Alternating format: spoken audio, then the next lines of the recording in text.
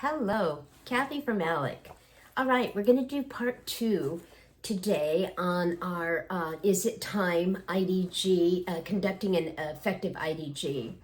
And I could probably even make this 3 parts, so we'll see how this goes today. But basically what I wanted to talk about today. So part 1, we figured out who needed to attend. We talked about being organized, creating an agenda, having a regular schedule, and how IDG impacts quality, and a variety of other things. So we've got all that down. But today I wanted to talk about what your IDG schedule should look like, when you come to meet, how that lays out for you. And then I want to kind of talk about what tools you should bring to IDG so that you can conduct an effective meeting. And then I also wanted to talk about what elements when you are in IDG to focus on that are impacting you as it relates to your surveys and also your medical review audits. So let's talk about what you need to bring.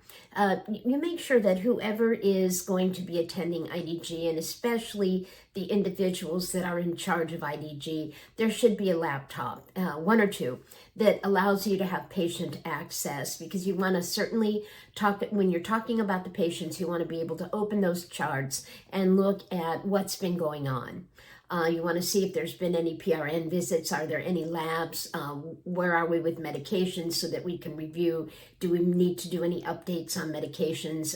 And of course, you're looking at that plan of care because you are going to be reviewing and updating it during that IDG meeting.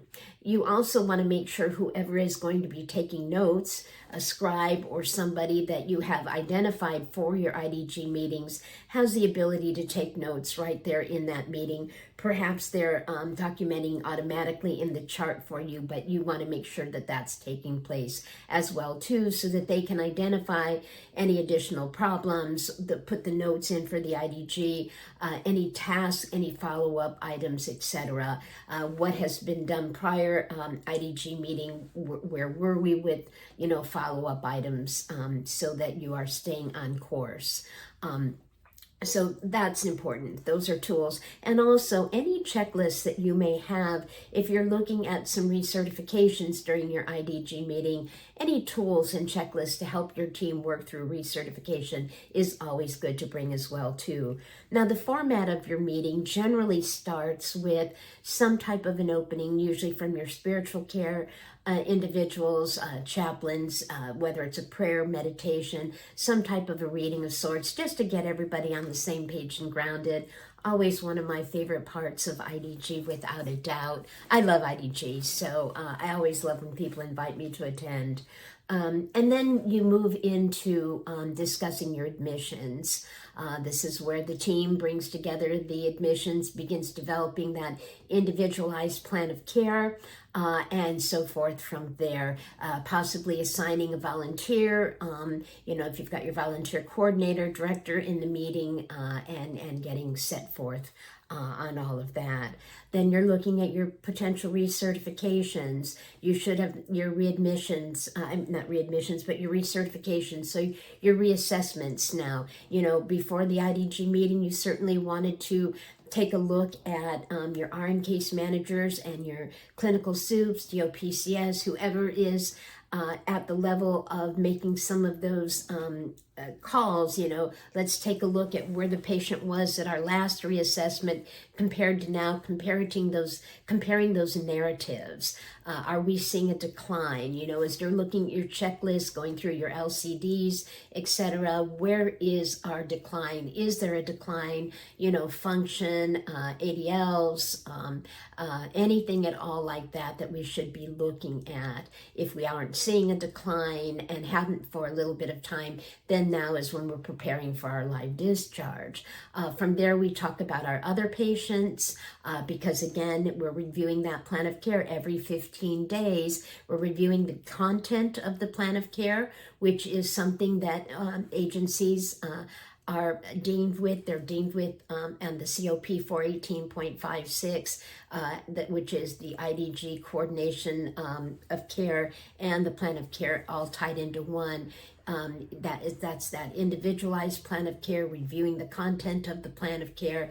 This is what you're supposed to be doing in IDG. And then, of course, there's always that one part that we get challenged with that relates to the scope, frequency of visits, and that falls under that will fall under this area of your plan of care as well too, and why it's important. So that falls under content of the plan of care, and why this is important.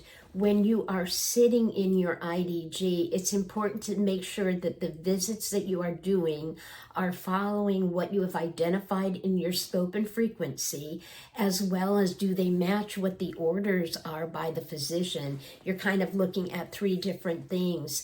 Oftentimes you'll find that they're not matching, and they could be off with nursing, they could be off with aides, you might have your social work that might be off. So this is an excellent time to be paying attention to that. You may have wanted to pull some reports prior with, missed visits. That's always a good trigger, missed visits for not doing that. Oftentimes you might see that there is a greater use of the PRN visits. So that might be a cue for you to realize, we might need to be changing the frequency of our visits because we're using a lot of PRN visits. You must realize that PRN visits are not there to replace regular scheduled visits. They're there for just that, a PRN. So if you're at the high end of using PRN visits, or if you have range visits, if you put your frequencies at a 1 to 3 visit range, and you're always at the 3 visit range, well, that tells you that you really should be changing your frequencies. Patient needs more than what you're kind of scheduling for. So it's important to pay attention to that. And then your care coordination, because this is the place that they really like to ding you. And so then, after you've done reviewing all of that, you go through your deaths and your discharges. So were there any live discharges, and how did that go? Any deaths? And there's always a discussion about deaths. And then, of course, some bereavement conversation will take place, and then anything miscellaneous. And as I always say with miscellaneous, if there's any birthday parties coming up or celebrations or any milestones or anything like that, this is usually the place where it occurs. But it's important that you want to make sure that you use that IDG effectively. So a lot of it is about coming prepared. So please make sure to share that with your staff.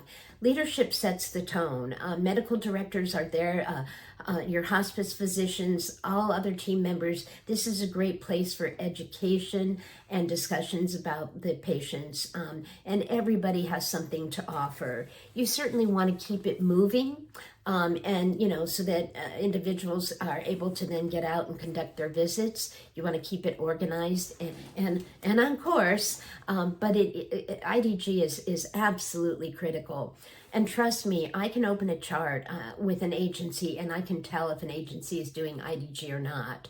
And so it is something that you are always audited on, and you need to realize that. So we can tell if you're not doing it. So please make sure that you make that part of your practice. It is a condition of participation. So if this was of help, please please subscribe, and please share with your team members. The whole intention of this is to help support you all. Again, thank you for what you're doing, and have a blessed day.